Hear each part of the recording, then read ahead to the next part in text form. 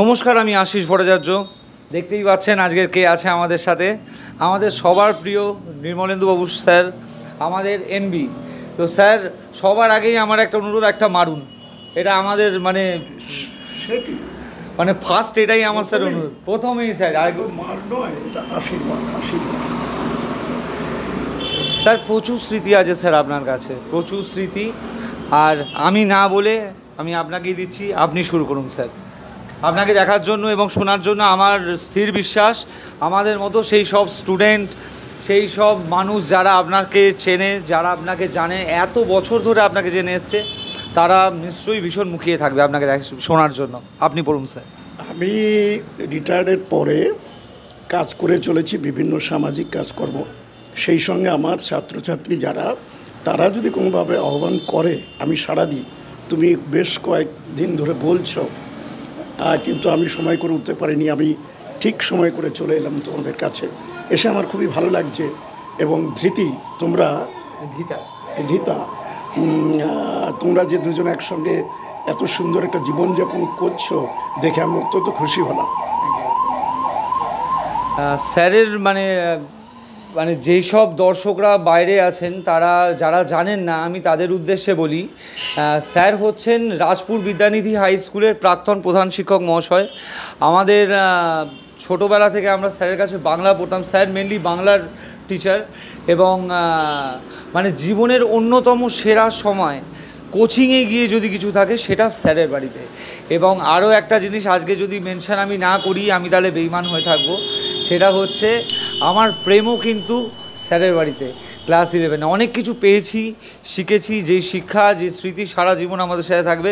Sir আমি বলবো না, আপনি বলুন স্যার, আপনি বলুন, আপনি যা খুশি বলুন। আমি ছোটোবেলায় তোমার জীবনের লক্ষ্য কী আমার এক স্যার লিখতে দিয়েছিলেন। তা আমি সেখানে শিক্ষকতা করবো এটা লিখেছিলাম। আমি সেটা পেয়েছি এবং আমার শিক্ষক জীবনে এবং পরবর্তীকালে আমি যখন প্রধান হলাম, তা আমি সুন্দরভাবে স্কুলটা চালিয়েছি। সেই সঙ্গে ছাত্রদের মন দিয়ে পড়িয়েছি এবং তাদের সঙ্গে বিভিন্ন ট্যুরে গেছি এবং তাদের সঙ্গে একটা আত্মিক সম্পর্ক গড়ে তুলেছি। আমি জানতাম যে রবীন্দ্রনাথ পড়ে আমার এই বোধোদয় হয় যে ছেলে মেয়েদের শুধু শাসন নয়, তার মধ্যে সোহাগ করতে হয় এবং যে পড়ানোটা আমি পড়াবো সেটা যাতে আনন্দদায়ক হয়। এই জন্য আমি বিভিন্ন গল্পের ছলে মূল বিষয়টাকে এমনভাবে উপস্থাপন করতাম সকলের ভালো লাগতো। এবং আমি একটা কথা বলবো, একবার খুব বর্ষা হচ্ছে, আমি ভাবলাম আজ তো কেউ আসবে না। দেখলাম একদম মেয়ে ঢুকলো প্রথমে। আমি কি ব্যাপার? বললো না স্যার, আপনার ক্লাসটা মিস করবো না, আমরা দ্বিতীয় সেট নিয়ে এসেছি। ওরা ওই ড্রেস চেঞ্জ করে পড়তে বসলো। তারপরে কয়েকটি ছেলে এলো, সেদিন ওরা আমার কাছে পড়েছে। এইটা আমার কাছে খুব গৌরবের যে ছেলেমেয়েরা তাহলে আমার পড়া বা আমার কথা ওরা পছন্দ করে এবং আমিও মন দিয়ে পড়িয়েছি। এবং তাদের শুধু যে পড়ানো তা নয়, সেই সঙ্গে তাদের জীবন গঠন কিভাবে করতে হবে, তাকে সামাজিক হতে হবে এবং সংস্কৃতি সম্পন্ন হতে হবে। আমি ছোটোবেলায় অনেকেরই স্কুলে নাটকের ব্যবস্থা করতাম। 2 বিঘা জমি, কবিতা, কিন্তু আমি নাট্য চরিত্র স্থাপন করে উপেন সুন্দর করে তুলে ধরতাম, ওদের কাছে বাবু তুলে ধরতাম। এইভাবে ওরা খুব অ্যাট্রাকশান হতো এবং সেই সব ছেলেমেয়েরা পরবর্তীকালে থিয়েটার টিটার করে এরকম আছে। এবং আমার ছাত্ররা বিভিন্ন জায়গায় আন্তর্জাতিক ক্ষেত্র আছে, অনেকে পড়ায় টড়ায়। সেটা আমার কাছে গর্বের এবং গৌরবের। স্যারকে আরও মানে একটা কথা আমি মেনশন না করলেও নয়, স্যার তো মানে খুব ভালো আমাদের বন্ধু ছিলেনই। শুধু সেটা না, আমরা কিন্তু স্যারের কাছে নানাবিধ আবদার করতাম। আমাদের সপ্তাহে একদিনই পড়া থাকতো, শুক্রবার করে 7:30 থেকে। তো আমি নয়, আমার কাজের জন্য আমি 7টার মধ্যে চলে যেতাম। কিন্তু স্যারকে যখনই মানে মাসে 4 দিনের পড়ার মধ্যে স্যার 3 দিনই স্যার কিছু খাওয়ান না। এবং স্যার কিন্তু কোনো দিনও না বলেনি। এবং স্যার খাওয়ানো মানে আমি অনেক শিক্ষকের কাছে পড়েছি, বাট এরকম মানুষ আমি দেখিনি। যে তখনকার দিনে 2010 সালে স্যার আমাদের 500 টাকা বার করে দিয়ে বলছে, যা যা আনবি নিয়ে আয়। তো এগুলো স্যার তুই তুকারি করেন না, আমি বলে ফেললাম এটা। তো যা আনবে নিয়ে এসো। এবং স্যার মানে এবং আমরা তো তেঁদর ছিলাম, স্যার জানতেনই সব, যে হয়তো কখনো পয়সা ফেরত আসতো না, এই ওই সেই, কোনোদিনও স্যার আমাদের বলেনও নি যে কী হলো বাকিটা কোথায়। তো স্যার এগুলো মনে থাকবে স্যার সারা জীবন। দেখো, আমি তো টাকা পয়সার জন্য পড়াতাম না। আমি ছেলেদেরকে, দুষ্টু ছেলে থেকে ফার্স্ট বয় থেকে লাস্ট বয়, সকলের প্রতি আমি দৃষ্টি রাখতাম এবং দুষ্টুদের কিভাবে রাস্তায় আনতে হবে সেটা আমি জানতাম। এই জন্যে পড়ানোর সময় তো বিভিন্ন উপদেশ, সেই সঙ্গে ওরা কিসে আনন্দ পায়, ওরা যদি আবদার করতো কখন আমাকে স্যার আজকে খাবো, আমি নির্দ্বিধায় টাকা পকেট থেকে বার করে দিতাম এবং ওদের সঙ্গে যে আত্মিক সম্পর্ক হতো, তারপর আমি ওদের শাসনও করতে পারতাম দুষ্টুমি করলে। এইভাবে আমি লাস্ট বয়কেও গড়ে তুলেছি অনেক ক্ষেত্রে। প্রথম দিকে তো আছেই, কিন্তু আমি কারোর প্রতি বিশেষভাবে দৃষ্টি রাখিনি, সমান ওভারঅল সকলের প্রতি দৃষ্টি রেখেছি, যাতে সকলে একটা মানুষ হয়ে ওঠে। শুধু শিক্ষা নয়, শুধু সার্টিফিকেট নয়, সে যাতে একটা প্রকৃত মানুষ হয়ে উঠতে পারে, সেই চেষ্টা আমার ছিল আপ্রাণ এবং সেটা আমি করেছি। চারিদিকে দেখতে পাচ্ছি, আজকে আশিস ডেকেছে, তারই প্রমাণ যে স্যারকে একটা ইন্টারভিউ এখানে দরকার। সেই জন্য আমি এসেছি, আমিও খুশি, আর ওদেরকে দেখেও আমার খুব ভালো লাগছে অনেক দিন পরে। স্যার আমরা মোটামুটি স্যার স্কুল ছেড়েছি 2010 সালে। তো আমরা ছাড়ার পরেও আপনি বহু বছরই ছিলেন এবং তারপর যে যার কাজে আমরা জড়িয়ে পড়েছি, তো অত দেখা হয়নি। রিসেন্টলি এখানে ব্যবসার দরুন 1.5 বছর এখানে আমাদের ব্যবসা চলছে। তো এখানে স্যার বেশ কিছু জিনিস দেখি আমি, যেমন হচ্ছে স্কুলটা স্যার কালার চেঞ্জ হয়ে গেল। এটা তো একটা অদ্ভুত ব্যাপার স্যার, মানে হলুদ আইকনিক ছিল, এই মানে বাংলা স্কুল মানে হলুদ আমাদের কাছে আইকনিক ছিল, এই কালার চেঞ্জ হয়ে গেল স্যার, এই ব্যাপারটা নিয়ে আপনি কি বলবেন? দেখো, এই ব্যাপারটা হচ্ছে একটা বাধ্যবাধকতার জন্য করতে হয়েছে। সরকারি প্রতিষ্ঠানগুলো নীল সাদার একটা ব্যাপার, সেখানে সরকার একটা অনুদান দিয়েছিল রং করার জন্যে, সেই জন্যে সরকারি নির্দেশ মেনে আগের যে রংটা ছিল সেটা চেঞ্জ করে নীল সাদা করতে হয়েছে। এই প্রসঙ্গে আমি আরও বলি যে আমার সৌভাগ্য যে আমি 150 বছর বা শতবর্ষ পালন করেছি এই বিদ্যালয়ে। আমি প্রভূত উন্নয়ন করেছি এই শতবর্ষ, যে স্মারক তোরণ থেকে শুরু করে সোলার সিস্টেম এনেছি, জিম এনেছি এবং প্রতিটা ক্ষেত্রে 150 বছরের পুরনো স্কুল অনেকটাই জরাজীর্ণ হয়ে গেছিলো বিভিন্ন জায়গায়। আমি স্টাফ রুম, হেডমাস্টারের রুম এবং বিভিন্ন জায়গায় নতুন করে করেছি, ল্যাবগুলো করেছি, লাইব্রেরি করেছি, এমন কোনো জায়গায় নেই যা আমি নতুন করে না করেছি। সব কিছু সুন্দর করে নতুন করেছি এবং কম্পিউটার ল্যাব 2খানা বানিয়েছি এবং প্রতিটা ল্যাব আধুনিক মানের এবং ছেলেরা জিম করে এবং আমি ব্যান্ড, যে বাজনাগুলো আমরা 23শে জানুয়ারি বা বিভিন্ন প্রসেশন করতাম, ব্যান্ড বানিয়ে দিয়েছি এবং সাউন্ড সিস্টেম বানিয়ে দিয়েছি এবং সর্বোপরি একটা শেড বানিয়ে দিয়েছি।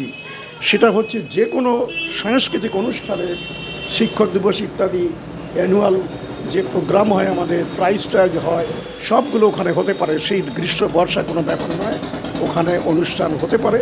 তাছাড়া মিড ডে মিল যেটা, সেটা যখন ছেলেরা থালা হাতে দৌড়ে আসতো তখন ধুলোবালি উঠতো, ওইটাই আমার রুম থেকে আমি দেখে কষ্ট হতো যে ছেলে ধুলোবালি পড়ছে, কারণ ওরা তো দৌড়ে আসবেই এবং তখন মাটি ছিল, ধুলোবালি উঠতো থালায়।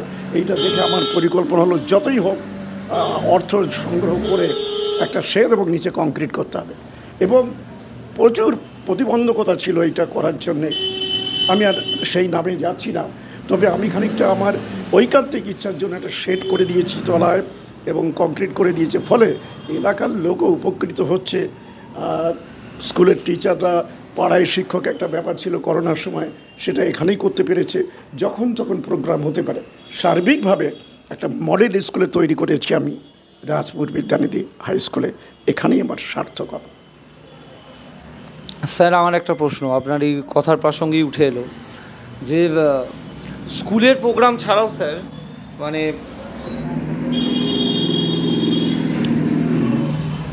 এখানে স্যার আমার একটা প্রশ্ন উঠে এলো এই কথার প্রসঙ্গেই, স্কুলের প্রোগ্রাম ছাড়াও স্যার বেশ কিছু টুকটাক প্রোগ্রাম দেখি স্কুলের মধ্যে হয়। তো স্যার এটা তো কোথাও একটা মানে ঠিক নয় না, কারণ স্কুল একটা শিক্ষার প্রতিষ্ঠান, সেই জায়গাটা একটা ব্যবসায়িক কেন্দ্র হয়ে দাঁড়াবে, এটা তো স্যার ঠিক নয়। যেমন আমি বহু জায়গায় দেখি যে বিভিন্ন ফাংশান হচ্ছে, তো এটা কেন স্যার, এটা নিয়ে আপনার কি মতামত? না না, এর এটা আগে কী হয়েছে বলতে পারবো না। আমি সম্প্রতি ম্যানেজিং কমিটির প্রেসিডেন্ট হিসেবে এসেছি। আমি তো অবসর নেওয়ার পরে আর আমার এখানে আসার কথা নয়, কিন্তু এলাকাবাসী যখন আমাকে গিয়ে অনুরোধ করে, ফলে ম্যানেজিং কমিটির প্রেসিডেন্ট আমি হয়েছি। সুতরাং এমসিতে রেজুলেশন ছাড়া কিছু হচ্ছে না। একমাত্র কোনো ব্যবসায়িক ক্ষেত্রে ভাড়া দেওয়ার প্রশ্নই ওঠে না, এখন থেকে সেটা হবে না। আগে আমি ঠিক বলতে পারছি না, তবে কোনটা দেওয়া হয়, প্রাক্তন ছাত্ররা বা অন্যান্য অর্গানাইজেশন যদি সুস্থ সংস্কৃতির কোনো অনুষ্ঠান করে, সেই সাংস্কৃতিক অনুষ্ঠানগুলো বিবেচনা করা হয়। কারণ এলাকার লোকের টাকা, এই যে শেড ইত্যাদি হয়েছে, আমার প্রাক্তন ছাত্ররা, আমি গিয়ে শুধু ওদের সামনে দাঁড়িয়েছি, কেউ 5,000, 7,000, 10,000, একজন তো 21,000 দিলেন। এইভাবে টাকা সংগ্রহ, তাদের টাকাই শেড নির্মাণ, কংক্রিট, স্কুলের সামগ্রিক যে উন্নয়ন, এবং আমি একটা শহীদ মিনার বানিয়েছি, সেখানে সুন্দর করে রবীন্দ্রনাথের উদ্ধৃতি আছে, উদয়ের পথে শনিকার বাড়ি, ভয়ে নাই ওরে ভয়ে নাই, নিঃশেষে প্রাণ যে করিবে দান, ক্ষয়ে নাই তার ক্ষয় নেই। এবং লোহার পাইপ দিয়ে পতাকা উত্তোলনের একটা জায়গা করে দিয়েছি। স্কুলের পতাকা উত্তোলনের জন্য সার্বিকভাবে স্কুলের যে উন্নয়ন হয়েছে সেটা সুদূর অতীতের দিকে তাকালেও দেখা যাবে না। এইখানেই সার্থকতা। তবে আমি চাই সুস্থ সংস্কৃতি বেঁচে থাকুক। এই জন্যে ছেলেরা কিছু বললে এখন থেকে তাদের একটা অনুষ্ঠানের সুযোগ দেওয়া হবে, যেহেতু তারাই টাকা বহন করেছে। সরকারিভাবে ওসব নিষিদ্ধ ব্যবসায়িক ক্ষেত্রে এগুলো দেওয়া যাবে না, এটা আমি তোমাকে কথা দিলাম।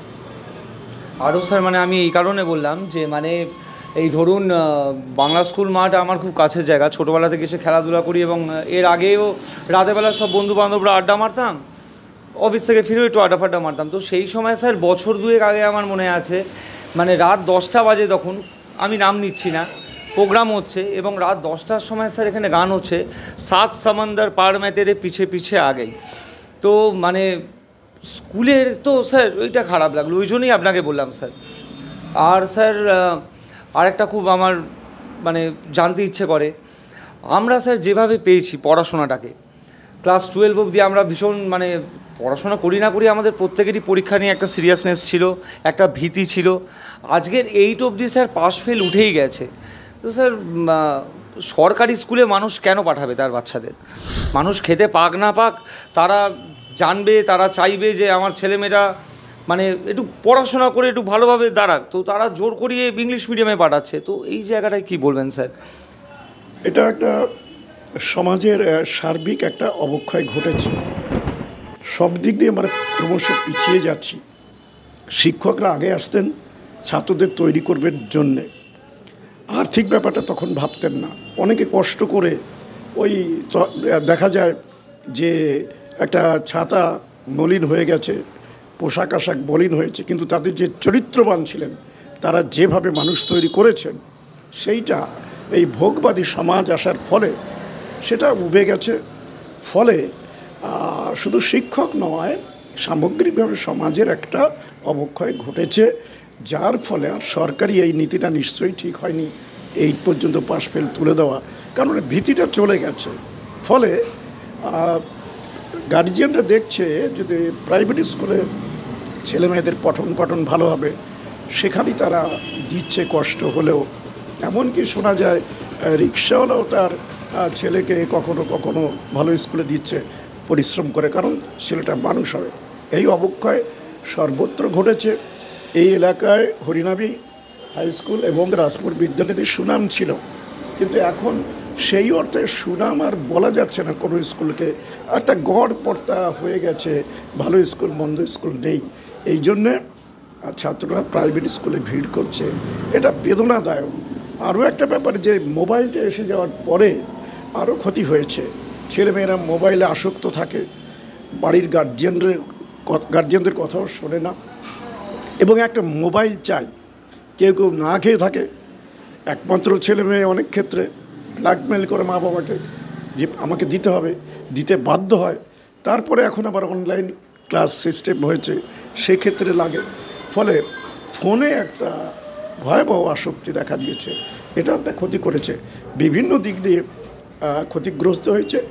এইটা যদি সরাতে হয় তাহলে পঠন পাঠনের জোর, অভিভাবক শিক্ষকদের মাঝে মাঝে সভা করে নিরন্তর চেষ্টা চালিয়ে যেতে হবে। যদি স্কুলগুলোর পরিকাঠামো এবং শিক্ষকরা খুব ভালো, হাইলি কোয়ালিফাইড, কিন্তু তারা যদি মন দিয়ে আবার নতুন করে স্কুলের গৌরব ফিরিয়ে আনে তবেই সম্ভব, নচেত নয়। স্যার আর একখানা প্রশ্ন, মানে এই প্রশ্নটা আমার না, কারণ আমি তো স্কুলে মাত্র 2 বছরই পড়েছি। আমার অন্যান্য বন্ধুরা আমাকে বলেছে আপনাকে এই প্রশ্নটা করতে। স্যার, বিদ্যানিধির মূর্তিটা যেটা স্যার আগে ভেতরে ছিল সেটা কেন এই বাইরের দিকটা একটু চলে এলো, এটা যদি একটু বলেন। এর একটা ভালো দিক হয়তো ছিল, অর্থাৎ 150 বছর চলছে, আমরা ওই মূর্তিটাকে যদি সুন্দর করে এখানে বসাতে পারি, উপরে একটা শেড করে এবং সাজিয়ে গুছিয়ে যত্নের সঙ্গে রাখতে পারতাম, তাহলে এখানে যত ছেলেমেয়েরা এখান দিয়ে যায় ওই সোজা একটা জানলা রয়েছে, সবাই দেখতে পাবে এবং সিনাদ বিদ্যানিধিকে এলাকার মানুষ ছাত্রছাত্রীরা দেখতে পাবে, সেই উদ্দেশ্যে করা হয়েছিল। কিন্তু দুর্ভাগ্য সেটা ওই উপরে শেডটেড এখনও করা হয়নি এবং যথাযথ পরিষ্কার পরিচ্ছন্ন রাখার ব্যবস্থা তেমন হয়নি, এটা ঠিকই।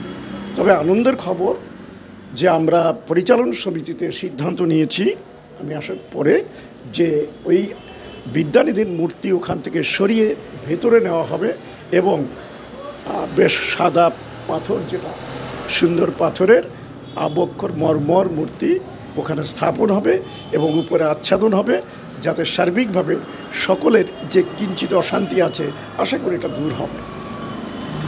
স্যার, আমার স্কুল নিয়ে আপনাকে আজকের করার শেষ প্রশ্ন। স্কুল মানে সরকারি স্কুল, আমরা জানি যে আমাদের দেশে সরকারি স্কুলের মাহাত্ম্য কী, কতটা প্রয়োজন সরকারি স্কুলের, এবং কারণ আমরা গরিব দেশ, এবং আজকের এই যে অবস্থা, আপনার কি মনে হয় স্যার, মানে এই দিন আবার ফিরে আসবে যেরকম আমরা, আপনি ভেবে দেখুন স্যার, আজ থেকে 10 বছর আগে 3:30 4টের সময় বাঁশতলায় অটো যেতে পারতো না, দুটো স্কুল ছুটি হতো, এখানে বাংলা স্কুল, ওখানে পদ্মমণি স্কুল।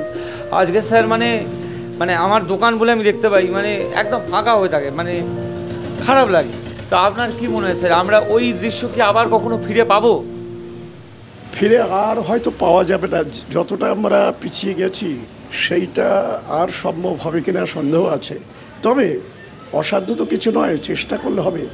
এর জন্যে সরকারি নীতি, রাজ্য সরকার, কেন্দ্র সরকার শিক্ষার নীতিটা বদলাতে হবে এবং বিভিন্ন বাইরের দেশে শিক্ষাটা একদম ফ্রি, স্বাস্থ্যটা ফ্রিতে চিকিৎসা হয়, শিক্ষার ব্যবস্থা। কিন্তু সেইটা করলে এবং যদি এই শিক্ষানীতির পরিবর্তন হয়, শুধু লাভজনক হবে এমন তো নয়। সত্যিই বলেছ, আমাদের দেশ গরিব দেশ, এখানে আপামর জনগণকে শিক্ষিত না হলে ভারত আবার জগৎ সভায় শ্রেষ্ঠ আসন লবে, এটা সম্ভব নয়, মুখের বুলিই থেকে যাবে। সুতরাং কত পার্সেন্ট প্রাইভেটে যেতে পারে? 30%। কিন্তু আপামর যে জনসাধারণ, এই খেটে খাওয়া শ্রমিক, পিছিয়ে রাখা সমাজের যে লোকেরা, তারা শিক্ষিত হলে তবে জাতীয় ইনকাম বাড়বে এবং সমৃদ্ধশালী দেশ হবে। সেইটা কিন্তু ব্যাহত হচ্ছে পদে পদে। শিক্ষা এবং আর্থিক দিকে ভারত ক্রমশ পিছিয়ে যাচ্ছে, ক্ষুধার্ত রাষ্ট্রে পরিণত হচ্ছে। এখানে খুব কঠিন ব্যাপার, তবে আমূল বদলাতে হবে। শিক্ষাকে বিনা পয়সায় শিক্ষা দিতে হবে এবং তাদের আরও সহায়তা করতে হবে। বিদেশে, বিশেষ করে ইউরোপিয়ান কান্ট্রিতে যেটা হয়, সেই আদল যদি ফিরে আসে তবেই সম্ভব। কিন্তু এটা কঠিন, সদিচ্ছা থাকা দরকার। সেইটা কবে হবে আমি জীবদ্দশায় দেখতে পারবো কি না জানি না। আশা করি স্যার হয়তো ঠিক হবে, কখনো দেখা যাক। স্যার, আপনার জীবনে স্যার মানে আমরা দেখেছি এবং আপনি রবীন্দ্রনাথ ঠাকুরকে খুব ভালোবাসেন এবং আপনার জীবনে নিশ্চয়ই আলাদা জায়গায় রয়েছে মানুষটা, এবং আমরা পড়তে গিয়েও দেখেছি যে বিশাল বড় একটা ছবি। তো আমাদের দুষ্টুমির কথা নয়, বাদই রাখলাম, কিন্তু স্যার আপনার এই ভালোবাসাটার সূত্রপাত কোথা থেকে আপনি যদি একটু বলেন।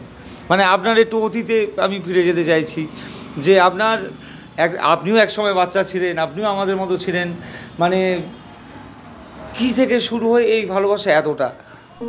এখন দেখো, স্কুল লাইফে যে এতটা হয়েছিল তা নয়, এবং কলেজ লাইফে রবীন্দ্রনাথকে পছন্দ হতো। আমি রবীন্দ্রনাথের কবিতা উদ্ধৃতি করতাম বিভিন্ন ক্ষেত্রে, এবং সেক্ষেত্রে মাধ্যমিক উচ্চ মাধ্যমিক রেজাল্টও একটু ভালো হয়েছে। এই কারণে হয়তো পরবর্তীকালে যখন যাদবপুর বিশ্ববিদ্যালয়ে ভর্তি হলাম তখন আমি একদম পাল্টে গেলাম। ওখানে দিকপাল আমাদের শিক্ষকরা ছিলেন। ফলে জীবনের মোড়টা ঘুরে যায়। সেখান থেকে রবীন্দ্রনাথের প্রতি আরও আমার শ্রদ্ধা ভক্তি যাই হোক অনেক বেড়ে যায় এবং পড়াশোনা করতে থাকি। পড়াশোনা করে করে দেখলাম রবীন্দ্রনাথই একমাত্র পাথেয়। রবীন্দ্রনাথের একজন জীবন দেবতা তার সৃষ্টির পেছনে ছিলেন। আমার স্কুল জীবন বা বিভিন্ন সৃষ্টির ক্ষেত্রে রবীন্দ্রনাথ বিরাজমান থাকেন। এবং তুমি যে ছবিটার কথা বললে, তখন 97 আমি নেতাজি সুভাষের শতবর্ষ পালন করেছিলাম। মানুষবাবু আমাকে দায়িত্ব দিয়েছিলেন, বিশাল কাট আউট করেছিলাম একটা, সেইটা আনতে গেছিলাম নরেন্দ্রপুর রামকৃষ্ণ মিশনে। ওখানে এক্সিবিশনে দেখলাম ছবিটা অয়েল প্রিন্ট, প্রচুর দাম। তো আমি নেতাজির কাট আউটটা নিয়ে এলাম 8 ফুট সম্ভবত, এবং 97-এ শতবর্ষ উদযাপন করেছিলাম। একটু স্মৃতি রোমন্থন করি, কারণ ওখানে সেই সময় মেয়েরা শাড়ি পরতো। তারা আমি রানী ঝান্সি বাহিনী তৈরি করব, মেয়েরা বেঁকে বসলো, বা গার্জেনের আপত্তি, প্যারেড করবে মেয়েরা শাড়ি পরে টুন ইত্যাদি, এইসব সমস্যা ছিল। কিন্তু আমি বলে বুঝে গার্জিয়ানদের এবং কিছু মেয়েকে বললাম, শতবর্ষ তোমরা নেতাজিকে ভালোবাসো? বললো হ্যাঁ। তাহলে নেতাজিকে ভালোবাসলে তার যে রানী ঝান্সি বাহিনীকে ভালোবাসো? হ্যাঁ। তাহলে তোমরা সেই রূপটা দাও। ওরা রাজি হলো। আমি 1 মাস যাবত ওদের প্যারেড শিখে রানী ঝান্সি বাহিনী তৈরি করলাম। এবং ছেলেদের 11-12 ছিল, ওরা তো উৎসাহিত খুবই। গান্ধী ব্রিগেড, নেহেরু ব্রিগেড এবং সুভাষ ব্রিগেড তৈরি করলাম। 97-এ 8 ফুট কাট আউট, দিল্লি চলো ঘোড়ায়, ওই মূর্তিটা। আর একটা গ্রুপ, প্রথমে মেয়েরা, আমি কমান্ড দিচ্ছি। তখন স্কুল জীবনে আমার এনসিসি করা ছিল, সুতরাং আমি ক্যাপ্টেন ছিলাম, সেই হিসাবে আমার একটা দক্ষতা ছিল। আমি কমান্ড দিচ্ছি, ডাইরে দেখ, আর মেয়েরা প্রথম বেরিয়ে যাচ্ছে, স্যালুট দিল। রোমাঞ্চকর পরিস্থিতি। আমাদের একজন শিক্ষক বলেছিল, এই আজাদ হিন্দের একটা ট্রায়াল দেখলাম এখানে, সেটাও আমার একটা গৌরবের দিক। সেই শুদ্ধটা করেছিলাম। ওইখানে রবীন্দ্রনাথের ওই অয়েল প্রিন্টের ছবিটা দেখলাম, ওটাও বেশ বড় সড়ো, তোমরা তো দেখেছো, 7 ফুট। এবং ওইটা দেখে আমার কিনতে ইচ্ছে হলো, কিন্তু তৎকালীন সময় যা দাম চেয়েছিল সেটা সম্ভব হচ্ছিল না। এক্সিবিশনে গেছি, টাকাও নিয়ে যাইনি। কিন্তু আমি যখন নেতাজির ওই ছবিটা আনতে গেলাম, একটা সুন্দর ছবি, তখন দেখলাম ওটা বিক্রি হয়নি, ওদের হোস্টেলে চলে গেছে। ওই ছেলেরাও আমাকে ভালোবেসে ফেলেছে। হোস্টেলে কথা বলছি, ওটা আনতে যাব, টাকা দেবো, দেখলাম রবীন্দ্রনাথের মূর্তিটা রয়ে গেছে ওখানে। ওরা বলল, স্যার এটা আপনাকেই দিতে চাই। হয়তো কোনো ব্যবসায়ী টাকা পয়সা দেবে ঘর আলোকিত করার জন্যে, কিন্তু ছবিটা কিন্তু আপনাকে আমরা দিতে চাই। তা আমি ভাবলাম, বলে কম টম করে দেবো আপনাকে, আপনি আমরা এঁকেছি, এটা একটা যথার্থ স্থানে জায়গা পা। তো আমি রাজি হলাম। আমার কাছে যা ছিল আমি দিয়ে এলাম, যে তোমরা পাঠিয়ে দিও, আমি আর আসতে পারবো না, রিক্সা করে আমার বাড়িতে পাঠিয়ে দিও।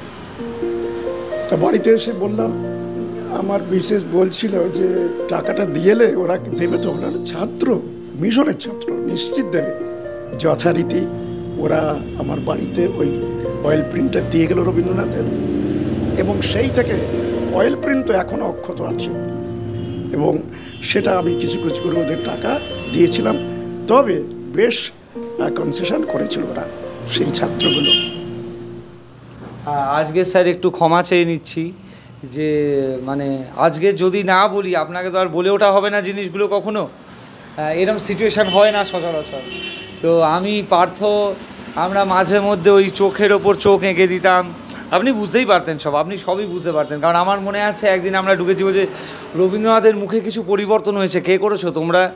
তো এরকমও কিছু স্মৃতি আছে টুকটাক। স্যারের হয়তো খেয়াল নেই, বাট স্যারকে আমি প্রথম দেখি, আমি বিদ্যাপীঠে পড়তাম, আমাদের মাধ্যমিকের সিট পড়েছিল এই স্কুলে, এবং হচ্ছে অঙ্ক পরীক্ষার দিন আপনি আমাদের গার্ড নিয়েছিলেন। তো আপনার সাথে প্রথম আলাপ সেখানেই। এবং আমরা যেহেতু বিদ্যাপীঠে আমরা খুব একটা ভালো ছেলেপুলে ছিলাম না, এবং অঙ্ক পরীক্ষা সবার কাছে একটা ভীতির পরীক্ষা, এবং লাস্ট পরীক্ষা, ভীতির সাথে সাথে আমরা খুব এক্সাইটেড যে আজকের পরীক্ষা শেষ হওয়ার পর 3 মাস ছুটি, এবং পাস করবে কি ফেল করবে এই নিয়ে চিন্তার মধ্যে সবাই বলছে, আরে যা হয় আমরা এই করবো সেই করবো, একটা চিৎকার চেঁচামেচি, একটা হুলুস্থুল চলছে। আর আপনি চিৎকার শুনে এসে চিৎকার করে পাট পাট পাট করে একদম পুরো আপনি ঢুকে করলেন আর আমরা সবাই পুরো থেমে গেলাম। তো আপনার সাথে মানে মানে আপনাকে প্রথম দেখা স্যার এইভাবে। আর আমার এখনও মনে আছে 11-এ ভর্তি হওয়ার পর অরিন্দম ভূঁইয়া, তো অরিন্দম ভূঁইয়ার আপনার ব্যাচে এত ঘটনা আছে, মানে আমি এই বন্ধুবান্ধব বা যারা কাস্টমার আছে অনেকেই বন্ধু হয়ে গেছে, তাদের সাথে গল্পগুলো শেয়ার করি। আমি আপনাকে পরবর্তীকালে কখনো বলবো আপনাকে, তো হেভি হেভি ঘটনা আছে। তো ও আমাকে আপনার সন্ধান দিয়েছিল, তো বলেছিল যে যে বাংলার এক টিচার আছে, তো যাস ভর্তি হোস। আমি বললাম কে কে পড়িস? তো তখন সেখানে ভূঁইয়া ছিল, নীলাদ্রি ছিল, উদি ছিল, শোভন ছিল, প্রণয় ছিল, মেয়েদের মধ্যে নেহা, না শাহানা তো আমাদের ব্যাচে ছিল মোস্ট প্রবলি। তো যাই হোক, মানে সব আমাদের চেনাশোনার মধ্যেই ছিল। তো আমার ইচ্ছে ছিল ওই ব্যাচেই গিয়ে ঢোকা। তো আমি যাই আপনার কাছে, তো আপনি বললেন যে আশিস এই মুহূর্তে তো ওখানে আর জায়গা হবে না। আমি বললাম স্যার আপনার পাড়ার ছেলে নেবেন না? তো আপনি বললেন আর একটা ব্যাচ হচ্ছে, সেটা এসো। তো থ্যাঙ্কস টু ইউ স্যার, ওই ব্যাচটা গিয়েই আমার ভালো হয়। তো ব্যাচে গিয়েই প্রথম দিনেই একদম প্রেমে পড়ে যাই। তো যাই হোক স্যার, মনে পড়লো জিনিসটা।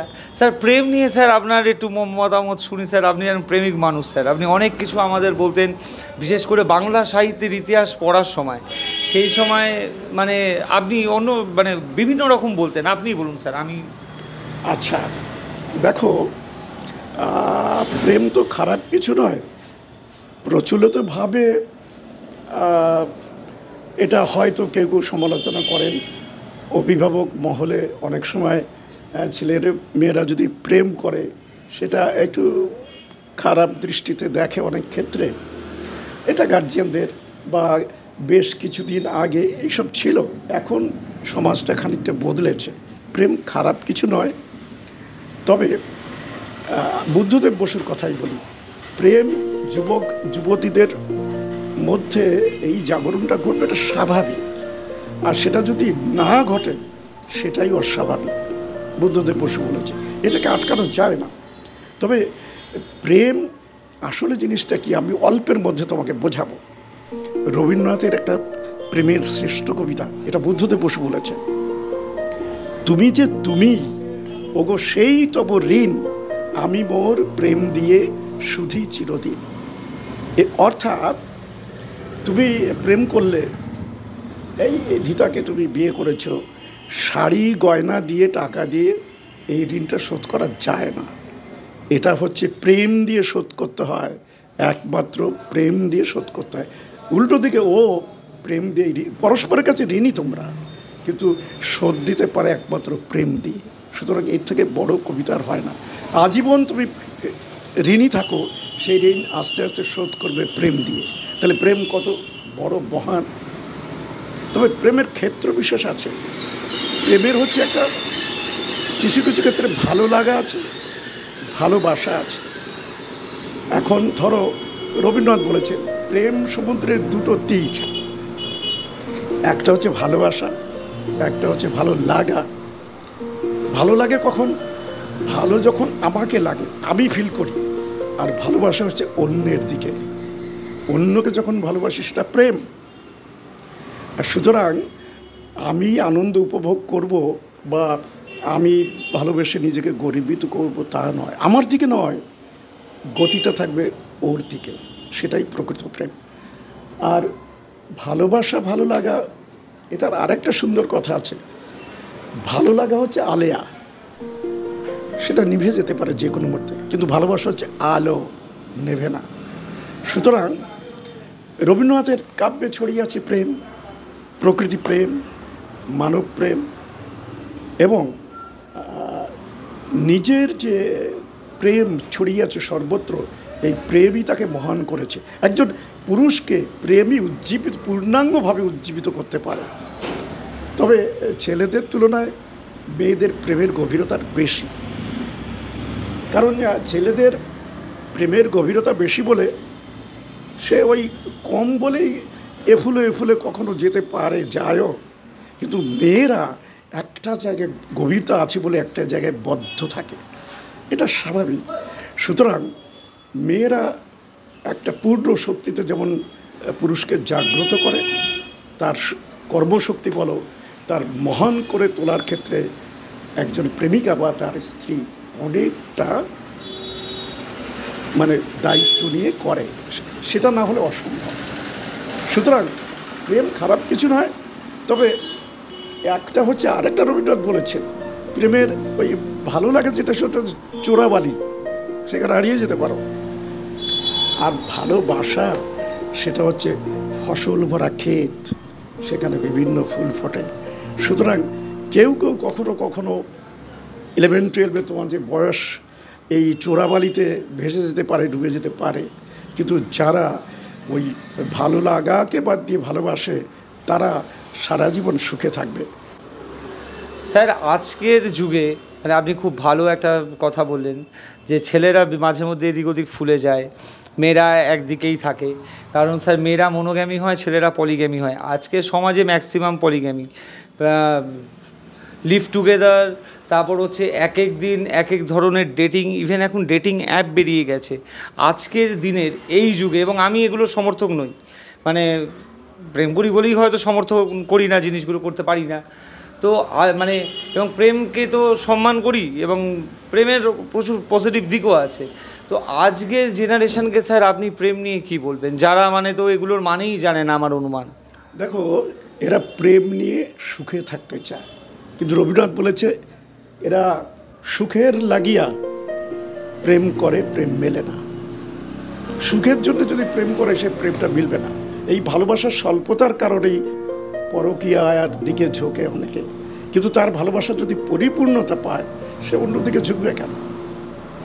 তার প্রেমটা তখন আরও উত্তীর্ণ হবে মানব প্রেমে, প্রকৃতি প্রেমে, এবং সত্যি কথা বলতে সমস্ত জীবের প্রতি একটা প্রেম। জীবে প্রেম করে যেই জন সেই জন সে ঈশ্বর, একটা কথা আছে। সুতরাং প্রেমের অর্থ অনেকে বোঝে না, ওই ভালো লাগাকেই ব্যপ্ত থাকে, যার ফলে এই অবক্ষয় ঘটছে। কিন্তু তারা কিন্তু সুখী নয়। যে যারা তুমি পরকীয়ার কথা বললে, একাধিক পরক্রিয়া, তার জীবনটা বিপর্যস্ত হয়ে যায়। সুতরাং একটা জায়গায় থাকা ভালো, আর সেটা হলে সুস্থির থাকে, সন্তানাদির পক্ষে ভালো, সমাজের ভালো, রাষ্ট্রের ভালো। কিন্তু যারা ওই সুখ সুখ করে, সুখ পায় না। এটা রবীন্দ্রনাথ বলেছে, সুখের লাগিয়েও প্রেম চায়, প্রেম মেলে না।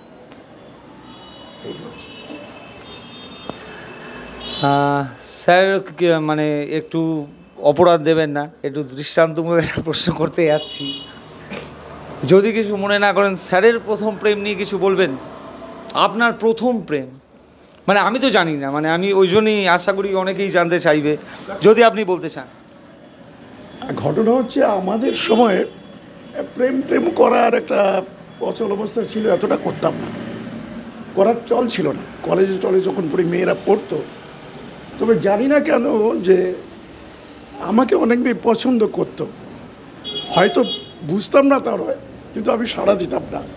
আমি ভেবেছিলাম এখন নয়, আগে প্রতিষ্ঠিত হই, তারপরে। কারুর কথা মনে একটা দাগ ফেলতো হয়তো, কিন্তু সেটা আমি সাড়া দিতাম না। এইভাবে চলছিল। একদিন কলেজ কোনো কারণে বন্ধ হয়ে গেছে, ছুটি। তা এক জায়গায়, আমি যে একটু মেয়েদের থেকে দূরে থাকি ওরা জানে, হয়তো সেই জন্যে আমার প্রতি বেশি দৃষ্টিপাত ছিল। 7টা মেয়ে এক জায়গায় বসে আছে, একটা সিনেমা হবে, কি একটা সিনেমা এখন আর স্মরণ নেই, 8খানা টিকিট কেটে ওরা বসে আছে। 7টা মেয়ে আমাকে বলছে তোকে যেতে হবে। আমি তো একদম অনিচ্ছুক, সেই সময় আমার কোনো বন্ধুও কাছে টাছে নেই, একটু অস্বস্তি বোধ করেছিলাম, কিন্তু সেটা প্রকাশ না করেই আমি বললাম ঠিক আছে, আমি তো সহজভাবে বন্ধুর মতো মিশি, সুতরাং আপত্তির কারণে একটু সংকোচ ভেতরে হলেও সিনেমাটা দেখতে যাই। তো একা তো অস্বস্তি একটু হচ্ছিল ওরা পাশে, তা আমি কোনো কারণে একটু বেরিয়ে এসেছিলাম, আর ঢুকছি না, দেখি 2-3 জন বেরিয়ে এসে কোথায়। তারপরে ঢুকলাম, সিনেমাটা দেখলাম, সহজ স্বাভাবিক নিরেট বন্ধুত্ব। একে বলে প্লেটোনিক লাভ, কামনা বাসনা বর্জিত যে প্রেম। প্লেটো এটার উদ্গাতা। সুতরাং এমনি ভালোবাসা, বন্ধুত্ব, এর নাম প্লেটোনিক লাভ, যেখানে কামনা বাসনা থাকবে না, প্রেম আর প্রেম। স্যার এমনি একটু স্যার অতীতে যাই, আপনি মারপিট করেছেন স্যার কখনো? না, এইটা আমার স্বভাবের বিরুদ্ধে। এটা হয়তো রবীন্দ্রনাথ আমাকে বিরত রেখেছিল। তবে হ্যাঁ, একদম ছোটোবেলায় ফুটবল খেলা টেলা হচ্ছে, বল সামনে জোর মেরেছি কখনো কখনো, ওই স্বাভাবিক ছিল ওটা। বলটা ও মারছে, আমি ভাবছি দুম করে মারলাম, হয়তো কখনো ওর পায়ে একটু লেগে গেল, এরকম ঘটেছে, সেটা মুহূর্তের মধ্যে। কিন্তু অপরাধ থেকে আমি দূরে থাকতাম। এর একটা কারণ আছে, যে আমি যখন জন্মেছিলাম তখন কোনো একটা বিদগ্ধ পণ্ডিত লোক কিছুদিন পর আমার মাকে বলেছিল, তোমার ঘরে একটি ভালো সন্তান এলো। এটা ঠিক কিনা আমি জানি না, মায়ের কাছে শুনেছি। তখন আমি ভাবতাম, মা তখন বেশ হেসে ফেলতো, মিষ্টি হাসি ছিল মায়ের মুখে। আমি ভেবেছিলাম ছোটো বয়সী আমার জন্যে মায়ের মুখের এই হাসিটা ম্লান হবে, এটা আমি চাইব না। সুতরাং আমি কোনো অসৎ কার্য থেকে বিরত থাকতাম। আমার স্কুল জীবনে ছাত্রছাত্রীরা যে দুষ্টু ছেলে, হয়তো শাসন করেছি কখনো কখনো, কিন্তু আমি যে বিরূপ মনোভাব পোষণ করেছি কেউ বলতে পারবে না। বরং তাদের সঙ্গে আনন্দে কাটিয়েছি, তাদের একটা মানবতার জাগরণ ঘটিয়েছি, যাতে সে সামাজিক হয়, মানবতাবাদী হয়। এ চেষ্টা আমার নিরন্তর ছিল। স্যার, আপনি জানেন স্যার আমি খুব ভূত ভালোবাসি। আপনি কি স্যার ভূত বিশ্বাস করেন? দেখো, এ বিষয়ে তো আমি তো রবীন্দ্রনাথকে অনুসরণ করি, তুমি হয়তো ভালোবাসো, কিন্তু ভৌতিক যে গল্পগুলো মানুষকে আকর্ষণ করে ঠিকই, এবং বিভিন্ন গল্প ছড়িয়ে আছে। আমি ব্যক্তি জীবনে ভূত দেখিনি। আর রবীন্দ্র ভাবনায় অনেক কাহিনী এরকম আছে, কিন্তু শেষে এমন একটা লাইন আছে যে এগুলো কল্পিত বা কিছু। সুতরাং সেই অর্থে আমি, যেহেতু দৃশ্যগোচর হয়নি এবং রবীন্দ্র সাহিত্যে অ্যাকচুয়ালি যে ভূতের যে অস্তিত্ব আছে সেটা আমি দেখিনি, সেই জন্য এটা নিয়ে আমি খুব একটা ভাবিত নই। আর স্যার ভগবান নিয়ে স্যারের মতামত?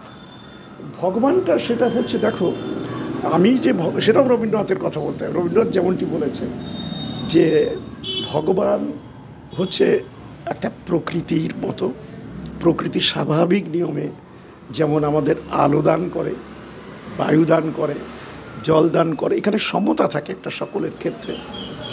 ধর্ম হচ্ছে ওরকম যা ধারণ করে, অর্থাৎ মানব তথা জীব জগৎকে ধারণ করে, সকলের প্রতি সমান মমত্ব থাকে, সেটা ঈশ্বর। সেটাকে কেউ ঈশ্বর বলে, ভগবান বলে, আল্লাহ বলে। তবে একটা কথা বলবো, কবি বলেছেন, মানুষই দেবতা গড়ে, তাহারই কৃপার পরে করে দেব মহিমা নির্ভর। এই যে যে বিভিন্ন দেবদেবী মানুষ সৃষ্টি করেছে, ধরো না খ্রিস্টপূর্ব 2500 বছর আছে বুদ্ধের জন্ম, বৌদ্ধ ধর্ম, সেটা খারাপ কিছু আমি বলবো না, খুবই ভালো ছিল। পরবর্তীকালে খ্রিস্ট ধর্ম 2024, ইসলাম ধর্ম 2400, এগুলো কিন্তু ভগবান যদি একই হয় তাহলে আলাদা আলাদা সৃষ্টি, মানে মানুষ সৃষ্টি করেছে তাদের মতো করে।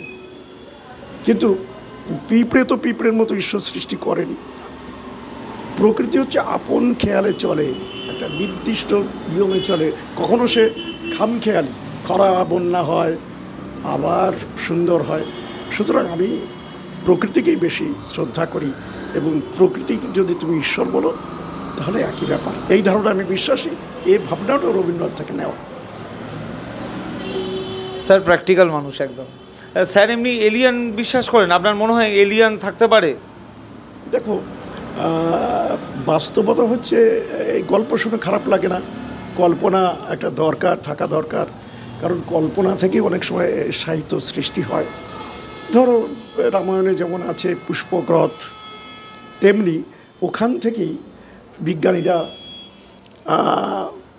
ভেবেছে যে রথে যখন ওড়া যায় তাহলে প্লেন আবিষ্কার করা যায়, এবং এটা কলা বিভাগের, মানে আর্টসের। আর বাণিজ্য বিভাগ বা কমার্স, ওরা হচ্ছে টাকা সহযোগিতা করে। সুতরাং প্রথম ভাবনা কিন্তু এই আর্টসের বা সাহিত্যের। এবং এই প্রসঙ্গ বলি, প্রেমের প্রসঙ্গ তুমি যখন এসছো, প্রেমিকদের মধ্যেই আর্টসের জন্ম, আর্টস মানে কলার জন্ম, সৃষ্টির জন্ম। সুতরাং এগুলো ভাবনা বা কল্পনা করতে কোনো দোষ নেই। কল্পনার মাধ্যমে নতুন একটা সৃষ্টি উঠে আসতে পারে, সেইটুকু। স্যারের জীবনের সেরা সময় কোনটা ছিল স্যারকে যদি বলি? আমার জীবনের সত্যি করে সেরা সময় হচ্ছে আমি ছেলেদের যখন পড়াতাম, আমি বিশেষ করে বড় ক্লাসে 11-12 যখন পড়াতাম, আমার তখন অন্য মূর্তি। আমি বাইরে একটুখানি রাগী ভাব দেখাতাম, রাশভারী ভাব দেখাতাম, ভেতরে ভেতরে আমি কিন্তু তা নই। সেই জন্য ছেলেমেয়েরা আমাকে ভয় পেত অনেক সময়। ওটা বাহ্যিক ব্যাপার, ওটা রাখতেই হতো, না হলে ডিসিপ্লিনটা ব্রেক করতো। সেই জন্য আমি বাইরে একটা রাগী মূর্তি দেখাতাম, এবং এর জন্যে কেউ কেউ আমাকে একটা বিশেষ নামও দিয়েছিল। সুতরাং সেটা তোমরা অনেকেই জানো, তুমি যেমন হাসলে, সে বিষয়ে আমি যেতে চাইছি না। তবে ওটা আমি উপভোগ করতাম যে ছেলেরা ভয় পায় তাহলে এই নামটা যখন বলছে। কিন্তু আমি যখন পড়াতাম, আমি আমার বন্ধুদের উদ্দেশ্যে বলছি, দেখ সবার সামনে আজকে স্যারের সামনে আমি স্যারকে বলছি, স্যার আপনাকে ওই নামে ডাকা তো কিছু মনে করবে না স্যার, একবার জাস্ট বলছি বন্ধুদের সামনে একটু হিরো হবো, আর কিছু না। আচ্ছা, স্যারকে আমরা গুদুম বলে ডাকতাম, আর একটা মেরে দিন স্যার, সরি। না দেখো, এটা হচ্ছে আশীর্বাদ। তবে তুমি এখন বলো, ওই বয়সের ধর্ম তো, ওই বয়সে ওটা সঠিক ছিল হয়তো, কিন্তু এই বয়সে এসে তুমি এত 2010-এ পড়েছো, এতদিন পরে তুমি মূল্যায়ন করো যে আমি সঠিক ছিলাম না বেঠিক, তাহলেই আমি বুঝতে পারবো। এখন তোমরা লজ্জিত হচ্ছে তো? একদম লজ্জিত হচ্ছে স্যার, একদম লজ্জিত হচ্ছে। তবে ওই বয়সে আমি মনে কিছু, আমি খোলা মনের মানুষ, ওই বয়সে ধর্মটা করেছো ঠিক আছে, কিন্তু এখন তোমার যেটা বলছো অনেকটা পরিণত। এখন যেটা বলছো সেটাই সঠিক। আমি জানতাম এরা একদিন ঘুরবে এবং বলবে, এবং আমাকে দেখলে লজ্জিত হবে। আজকে আমি তোমাকে হয়তো শাসন করেছি, পিঠে একটু মেরেছি, আজকে সেটা তুমি আবার ঘাড় পেতে দিলে, কারণ তোমরা জানতে স্যারের আশীর্বাদ।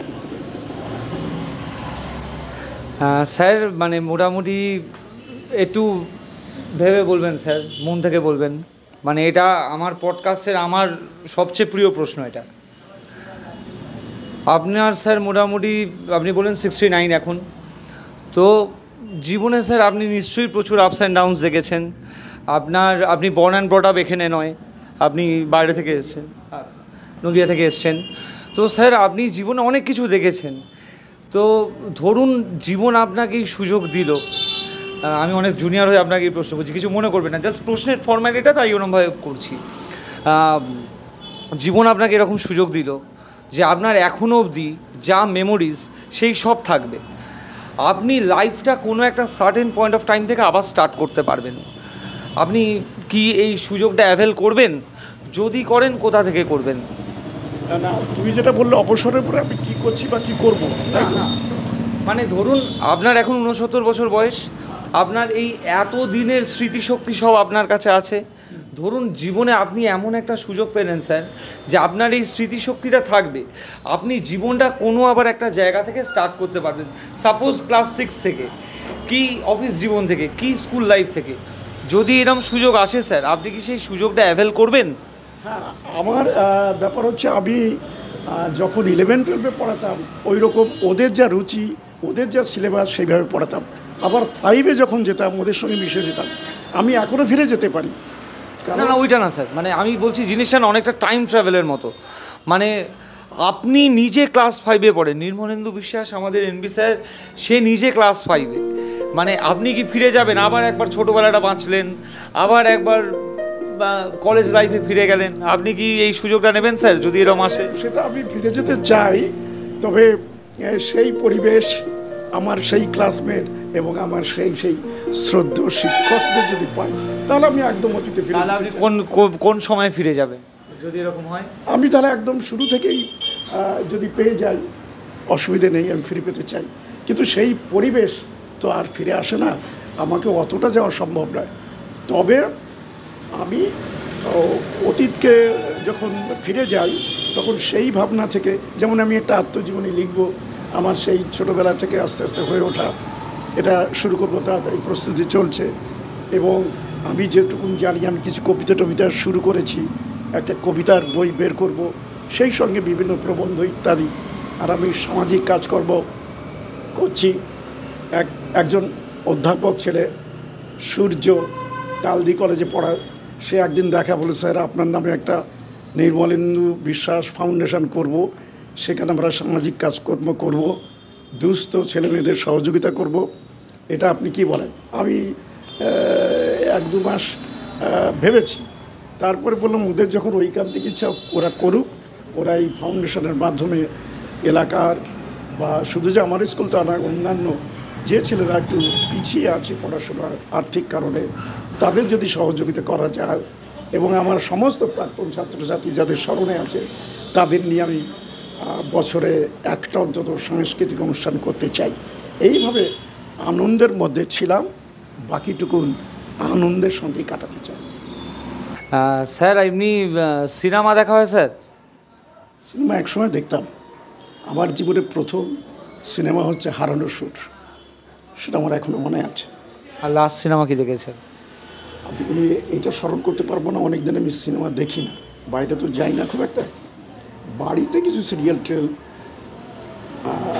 ম্যাডাম দেখে, আমি মাঝে মাঝে একটু সঙ্গ দিই। এইভাবে একটু বিতরাগ এখনকার সিনেমাগুলো আমি একটু আগের মতো যে আনন্দ পেতাম সেটা পাওয়া যাচ্ছে না। সুতরাং আমি বললাম সব দিকে একটা অবক্ষয় চলছে, সেই জন্য খুব একটা আকর্ষণ করে না, বরং বই পড়ি, তাতে আমার ভালো লাগে, বা লিখছি কিছু কিছু। যদি স্যারকে মানে স্কুল নিয়ে বলি, স্কুল নিয়ে স্যারের আর কি ভাবনা, আর কি পরিকল্পনা? কারণ আপনি তো এখনও আমি জানি স্কুলের সাথে যুক্ত আছেন, আপনাকে তো দেখি আপনি প্রায়ই আসেন, তো কি পরিকল্পনা স্যারের? স্কুলে আসার পরে আরেকটু উন্নয়ন যাতে করা যায়, আমি যেগুলো করে গেছি সেইগুলো একটা রং করা হবে, বিদ্যানিধির স্ট্যাচুটা ভেতরে পাথরের তৈরি করা হবে, এবং যেটা প্রাইজ, আমি যাওয়ার পরে প্রাইজ অনুষ্ঠান, অর্থাৎ প্রাইজের সময় কালচারাল অনুষ্ঠান হয় বড় করে, প্রাক্তন ছাত্রছাত্রীরা আসে এবং প্রাক্তন শিক্ষকদের একটা ফেয়ারওয়েল দেওয়া হয়। এইটা আমি চেষ্টা করছি এবং ম্যানেজিং কমিটিতে সিদ্ধান্ত নিয়েছি এপ্রিলে হবে, দারুণভাবে 2 দিনব্যাপী একটা কালচারাল অনুষ্ঠান হবে, এবং তার আগে যতটা পারি স্কুল সাজিয়ে দেবো। আমি আগেও যেমনটি করেছি, তখন তো আমি সিদ্ধান্ত নিতে পারতাম পরিচালনা সমিতিতে, এখন তো আমি প্রেসিডেন্ট, যতটা পারা যায় সেটা আমি করছি। আর স্কুল নিয়ে তো অসংখ্য ঘটনা আছে, ফুরোবে না। তবে 150 বছরের একটা ঘটনা, ছেলেমেয়েরা এসে বলল, স্যার স্কুলের একটা থিম সং 150 বছরে, স্কুলের নিজস্ব একটা সঙ্গীত আপনাকে রচনা করে দিতে হবে। ঘটনাচক্রে ওরা বলাতে আমি হলাম না, তাতে লিখতে হবে। আমি সব বিষয়ে একটুখানি ইন্ট্রোভার্ট থাকতাম, কিন্তু ওরা অনুরোধ করে, ছাত্রছাত্রীরা বিশেষ করে বলছে, আমি সাড়া দিলাম, আমি একটা থিম সং লিখে দিয়েছি, সেটা খুবই জনপ্রিয় হয়েছে। আশিস, তোমাকে বলবো যে আমার ওই গানটা তুমি যদি ছোট্ট 2 মিনিটের তোমার এই ভিডিও যেটা করছো এই এপিসোডে যদি ঢুকিয়ে দাও, তবে ভালো লাগবে, সমস্ত ছাত্রছাত্রী আমার দেখতে পাবে। অবশ্যই এই আমি কোন গানটা তোমাকে পাঠিয়ে দেবো, এটা তুমি দেবে। তাহলে আমাদের এই পডকাস্ট শেষ হবে, মানে যখন এটা আপলোড করা হবে পডকাস্ট শেষ হবে আপনার ওই গানের সাথে। বাহ, আপনি আমাকে পাঠিয়ে রাখবেন। আমি খুব পাঠিয়ে রাখবো তোমাকে। আর বলুন স্যার, আপনার যা ইচ্ছা আপনি বলুন। আচ্ছা, আমার কথা হচ্ছে, অনেক তো আমি জানি বিভিন্ন সমস্যার মধ্যে দিয়ে তোমরা এখানে এসেছো।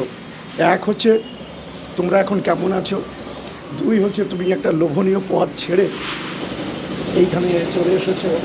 হয়তো আর্থিক দিক থেকে অতটা প্রসার এখানে হচ্ছে না, কিন্তু অর্থটা তো বড়টাই, জীবনের যে সুখ শান্তি সেটা আমি তোমার চেহারাই মনে হচ্ছে।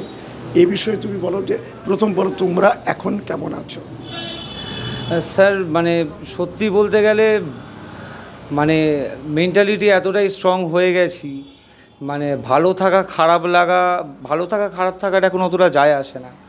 কারণ প্রথমত হচ্ছে যে মানে যখন চাকরিটা পাই আমার কাছেও এবং আমার পরিবারের কাছেও খুব আনন্দের ব্যাপার যে এরকম একটা জায়গায় চাকরি, তো এবং ভালোই ছিলাম, সবই ঠিকঠাক ছিল, 3 বছরের মধ্যে প্রমোশনও হয়েছিল। কিন্তু ওই কোভিডটা আসার পর থেকে স্যার আমাদের ইনসেন্টিভটা বন্ধ হয়ে গেল এবং ইনক্রিমেন্টেও বেশ কিছু সমস্যা।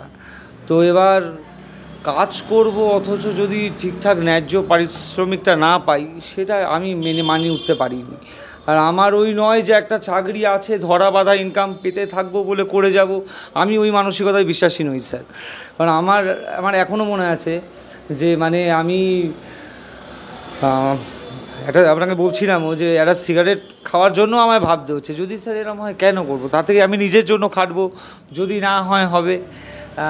এই স্যার আর ভালো খুব একটা নেই স্যার, তার কারণ হচ্ছে প্রচুর জেদ নিয়ে নেমেছি এটা। আজকে যদি আমি হয়তো চাকরি করে যেতাম জিনিসটা বেটার হতো, কারণ আমার বাবা মা একদম সাপোর্ট করে না এই জিনিসটা।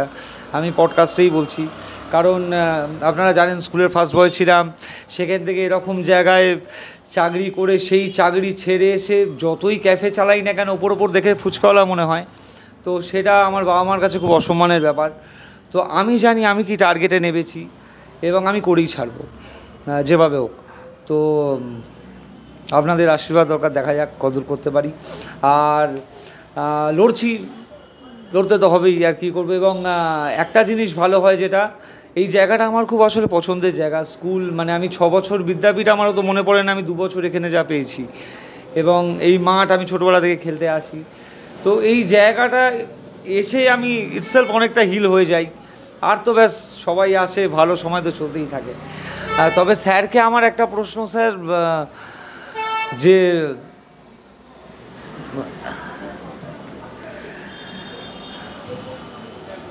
বলছি স্যার, স্যার একটু আমার ভাবুক করে দিয়েছেন।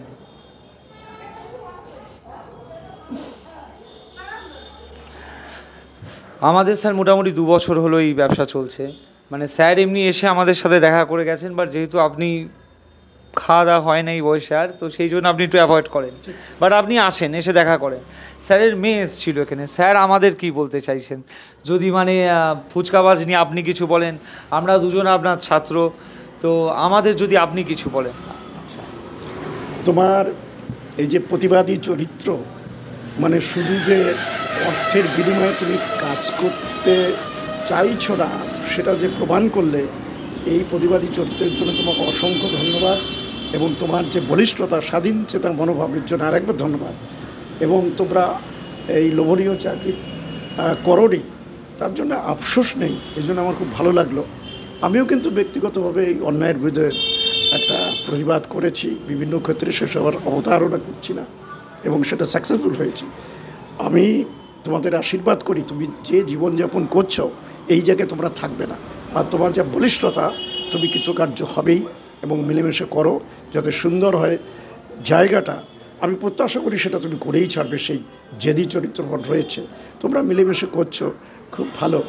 আশা করি এই অবস্থা তোমার থাকবে না। আর যে লোকের সঙ্গে, বন্ধুদের সঙ্গে যে সংযোগটা, এটা কিন্তু থাকে না কিছু চাকরি বাকরির ক্ষেত্রে। প্রতিনিয়ত যে বন্ধুদের সঙ্গে আছো, অতীত স্মৃতি রোমন্থন করছো, সজীব থাকছো। আমি আশীর্বাদ করি তোমাদের দুজনকে, তোমরা একদিন লক্ষ্যে পৌঁছে যাবে। আমাদের পডকাস্টের আজকে শেষ প্রশ্ন স্যার, আপনি স্যার মোটামুটি অনেক কিছু দেখেছেন, মানে আমার বলার কিছু নেই এখানে।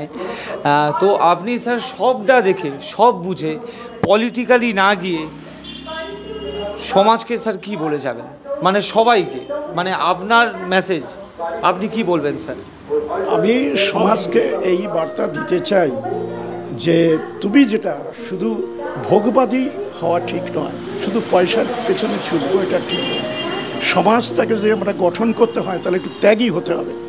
ওই প্রেমও কিন্তু ভোগী করে না, আসল প্রেম ত্যাগী করে। সেই প্রেমের ভাবনা থেকেই বলছি, ত্যাগী হতে হবে, সমাজের জন্য ত্যাগ স্বীকার করতে হবে।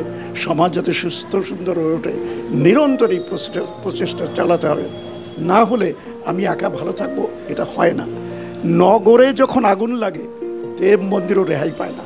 সুতরাং একা ভালো থাকা যায় না। সকলে আমরা সকলের তরে, প্রত্যেকে আমরা পরের তরে। সেই ভাবনায় ভাবিত হয়ে শিক্ষা, সংস্কৃতি ইত্যাদি ত্যাগ স্বীকার মাধ্যমে যাতে আমাদের সমাজের আপামর জনসাধারণ সকলে আমরা সুস্থ সুন্দর হতে পারি, সেই চেষ্টা করতে হবে। কারণ বাংলার অতীত ঐতিহ্য আছে। কারণ what Bengal things today, India things tomorrow. আমরাই পারি। সবচেয়ে মেধাবী, এটা গৌরবের, সবচেয়ে মেধাবী হচ্ছে বাঙালি। এবং স্বাধীনতার ক্ষেত্রে বলো, বিভিন্ন কৃষ্টি কালচার, নোবেল প্রাইজ বলো, সব দিক দিয়ে বাংলায় কি আমরা পারি। আমরা ঘুরে দাঁড়ালে পারি, কিন্তু ত্যাগব্রতী হতে হবে। আমাদের ইতিহাস জানতে হবে, বাঙালির ইতিহাস, বাংলার ইতিহাস জেনে নতুন করে সৃষ্টি করতে হবে। এই উন্মাদনা যেদিন দেখা দেবে, আশা করি আমরা খুব ভালো জায়গায় যাব। সুতরাং এই ভোগবাদী সমাজে গাইলে দিলে হবে না, এই জগদ্দল পাথরটাকে সরাতে হবে। এসো আমরা সবাই মিলে এই কাজটা শুরু করি। আর এমনি স্যার সব প্রশ্ন উত্তর শেষ, সবই মোটামুটি শেষ। আপনার স্যার কিছু এমনি আর বলার আছে? এমনি বলার বলতে যেটা বোধহয় আলোচিত হয়েছে, আরেকবার বলি, সমগ্র ছাত্র সমাজকেই বলি যে তোমরা অনেকটা দুষ্টুমি করেছো এক সময়, আবার বলছি ওই সময় এটা করেই থাকে, কিন্তু এই বয়সে এসে তুমি তো ছাত্রদের প্রতিনিধি একজন, তুমি বললেই হবে, বা ধৃতা রয়েছে, এই বয়সে এখন এসে কেমন লাগছে, আমরা যেভাবে পড়াতাম বা যেটুকু মিশেছি সেটা তোমাদের কাছে এখন কেমন লাগছে, অতীত স্মৃতিটা? আমি স্যার আপনাকে নিয়ে বলি, আমার কাছে মানে আমি আমি বিভিন্ন স্যারের কাছে পড়েছি, বিভিন্ন কোচিং সেন্টারে গেছি, বাট যদি কোনো টপ 2-3টেও যদি এরকম মনে থাকে তো ওরমভাবে তো বলা যায় না স্যার, বাট স্টিল যদি এক কথায় একবারে বলি, কোনো একটা কোচিং সেন্টার আমার যদি চুজ করতে হয় যেটা সারা জীবন আমার মনে থাকবে, সেটা হচ্ছে স্যার আপনার। এটা শুধু আপনি আমার সামনে বসে আছেন বলে বলছি না, আপনিও জানেন আমি মন থেকে বলছি। স্যারের এই 2 বছর আমার কাছে প্রিয় হওয়ার তার কারণ হচ্ছে, এক, স্যারের সাথে আলাদাই একটা মজা হতো, দ্বিতীয় আমাদের পুরো ব্যাচমেটরা আমরা সবাই ওই ব্যাচে, মানে কি না কি করেছি আমরা, মানে এবং আর তৃতীয় যেটা মোস্ট ইম্পর্টেন্ট, যেই কারণে আমি মিথ্যে বলছি না, প্রমাণ হয়ে যাবে, সেটা হচ্ছে প্রেম হয়েছিল আমার স্যারের ব্যাচ থেকে। আর আমি আমার বাকি বন্ধুদের বিহাফেও বলছি স্যার, মানে যারা আমার খুব ক্লোজ, আপনাকে আমরা কেউ কোনো দিন এক ফোঁটার জন্য ভুল বুঝিনি। আমরা এখনও আলোচনা করি, আপনার মতো টিচার হয় না, এবং আমরা এখনও যখনই আমাদের কোনো কোয়ালিটি টাইমের আলোচনাগুলো উঠে আসে স্কুল লাইফের, সব সময় সব জায়গায় আপনার ব্যাচে আমাদের দুষ্টুমিগুলো, তো এগুলো সারা জীবন মানে আমাদের থাকবে। এবং সেই ক্লাসে আমাদের ইয়ার্কি, আমরা মানে একটা ইয়ার্কি মেরে পালিয়ে গেলাম পেছন থেকে, আপনি ধরে আপনার সাথে দেখা হলো, আপনি পরে মারলেন, আমি ওই ইনসিডেন্ট আর বলছি না, বড় ইনসিডেন্ট, তো এগুলো স্যার মানে সারা জীবন থেকে যাবে। এবং আপনার গল্পের ছলে পড়ানো, মানে আমরা ক্লাস 11-12-এ আমরা যে মানসিকতা ছেলে ছিলাম ওই সময়, খুব একটা মানে আমাদের যদ্দূর মনে পড়ছে ভদ্র শান্ত ছেলে 11-12 কমার্সে, আমার মনে পড়ছে না খুব বেশি কেউ ছিল বলে, বাট সেই 11-12-এর ছেলেরাও মানে প্রত্যেকে, এবং চাইলেই তো সবাই ক্লাস কাট মারতো, একজনও কিন্তু আপনার ক্লাস কাট মারতো না, একটা ছেলে মেয়েও কিন্তু স্যারের ক্লাস কাট মারতো না। তো এই জিনিসগুলো আছে স্যার, মানুষই আর, এবং মানে হয়তো স্যার বলেই মানে আমি যেদিন স্যারকে প্রথম বলেছি যে স্যার এরকম কিছু ভেবে রেখেছি, স্যার রাজি, সময় সুযোগ হয়ে ওঠেনি বলে, স্যার তখন উড়িষ্যায় ছিলেন সম্ভবত, তো সময় সুযোগ হয়ে ওঠেনি বলে স্যার তখন আর আসতে পারেননি, বাট আজকের ফাইনালি চলে এসছেন, এবং আমরা গর্বিত এরকম একজন হেভিওয়েট ক্যান্ডিডেট পেয়ে। তো কি বলছেন স্যার, আমরা জানি যে নির্মলেন্দু বিশ্বাস কি, এবং রবীন্দ্রনাথের কথা বলি, মোর নাম এই বলে খ্যাত হোক, আমি তোমাদেরই লোক, এটাই চাই। আর তোমাদের দুজনকে অশেষ ধন্যবাদ যে অনেক কথা বলতে পারলাম। তোমরা ভালো থেকো, এইখানেই আমি আমার কথা শেষ করলাম। আপনারাও ভালো থাকবেন স্যার, সারা জীবন সম্পর্ক তো এমনিই থাকবে। আপনি গানটা অবশ্যই পাঠাবেন আমায়, আমি গানটার লাস্টে ঢুকিয়ে দেবো, কিছু জায়গায় এডিট করে বাদ দেবো, কিছু জায়গা যেগুলো নর্মাল কনভারসেশন, মেন আমাদের বক্তব্য কিচ্ছু এডিট হবে না। আশা করি স্যার এমন কিছু বলিনি যেটা মানে কোনো রকম আমাদের অসন্তুষ্টি বা মানে কিছু ডাউট লাগে, এরকম কোনো কনভারসেশন উঠে আসেনি। আর তাহলে শেষ করছি আমাদের আজকের পডকাস্ট। ছবিটা একবার দেখিয়ে অবশ্যই দেখাবো স্যার, হ্যাঁ আমরা 3 জন একসাথে একটা ছবি নেবো, যেটা লাস্টে দেবো। এবং শেষ করছি আমাদের আজকের পডকাস্ট, ফিরে আসবো পরের দিন অন্য কারুর সাথে। Till then, bye. বিদ্যালয়ের ১৫০ উপলক্ষে বিদ্যালয়ের নিজস্ব সঙ্গীত রচনায় নির্মলেন্দু বিশ্বাস এবং সঙ্গীতে ও বাদ্যযন্ত্রে বিদ্যালয়ের প্রাক্তন ছাত্রছাত্রী বৃন্দ।